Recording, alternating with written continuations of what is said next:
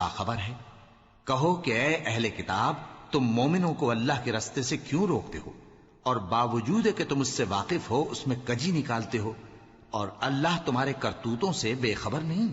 مومنوں، اگر تم اہل کتاب کے کسی فریق کا کہا مان لو گے تو وہ تمہیں ایمان لانے کے بعد کافر بنا دیں گے، اور تم کیوں کر کفر کرو گے جبکہ تم کو اللہ کی آیتیں پڑھ پڑھ کر سنائی جاتی ہیں اور تم میں اس کے پیغمبر موجود ہیں؟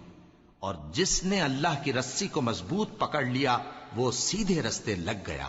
مومنوں، اللہ سے ڈرو جیسا کہ اس سے ڈرنے کا حق ہے، اور مرنا تو مسلمان ہی مرنا، اور سب مل کر اللہ کی ہدایت کی رسی کو مضبوط پکڑے رہنا اور فرقے فرقے نہ ہو جانا، اور اپنے اوپر اللہ کی اس مہربانی کو یاد رکھنا جب تم ایک دوسرے کے دشمن تھے تو اس نے تمہارے دلوں میں الفت ڈال دی اور تم اس کی مہربانی سے بھائی بھائی ہو گئے، اور تم آگ کے گڑھے کے کنارے تک پہنچ چکے تھے تو اس نے تم کو اس سے بچا لیا۔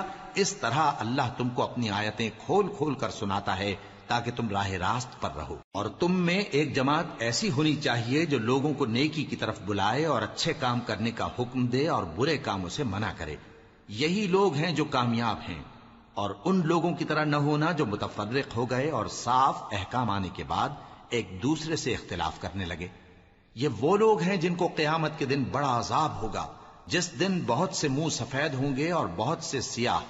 تو جن لوگوں کے منہ سیاہ ہوں گے ان سے اللہ فرمائے گا، کیا تم ایمان لا کر کافر ہو گئے تھے؟